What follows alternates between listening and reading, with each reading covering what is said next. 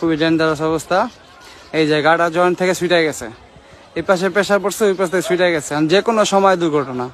বেকু আনাটা এটা আবহাওয়া যাবো গা, এই বেকু এদিকে আসতে গেলেই পড়বো।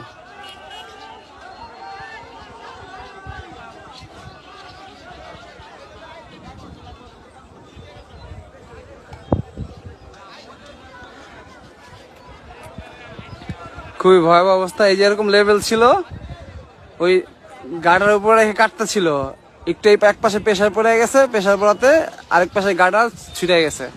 এই যে গাডার ছিঁড়ে গেছে, এখন বেকু কোনোভাবে যাওয়া সম্ভব না। ওইদিকে যাইতে হলে পসিবল না, এইদিকে আসতে হলে আবার গাডার নিয়ে পড়বো। এবং এই পাশের এই গাডার থেকেও জোড়াটা ছিঁড়ে গেছে।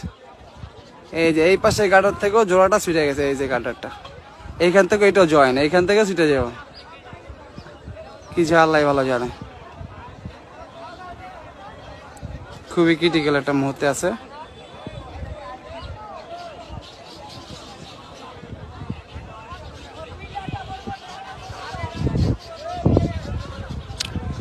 পিলার উপরে রাখা,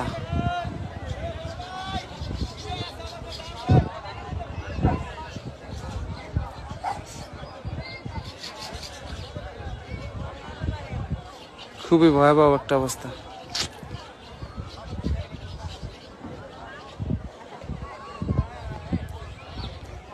বেকু নিয়ে চিন্তিত। বেকুর ড্রাইভার চাবি নিয়ে চলে আসছে, বেকু রেখা।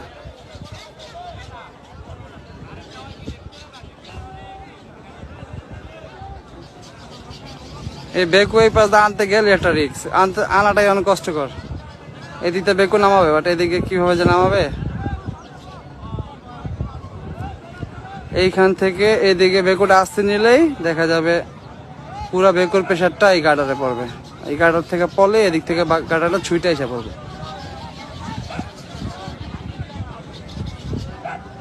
ভয়াবহ অবস্থা।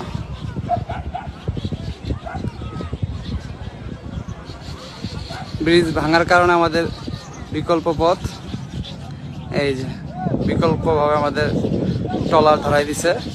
আমাদের এখন ট্রলারে পারাপার হইতে হয়, বাইক যাতায়াত করতে হয় এখান দিয়েই, মানুষ সম্পূর্ণ যাতায়াত এখান দিয়ে।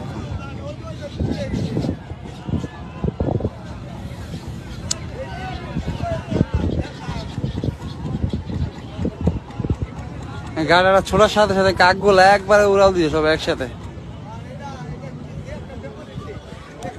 এটা আর কষ্ট করে যাবো, আনতে কষ্ট হয়ে যাবো। এটা দিকে আইলেই পড়ে যেতে চাইবো।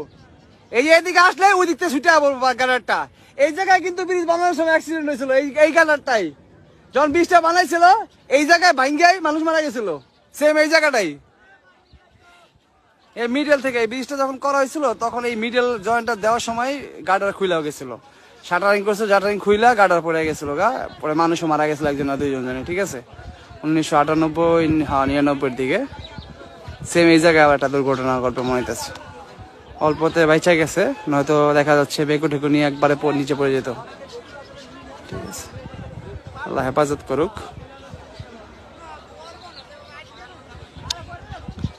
ধন্যবাদ সবাইকে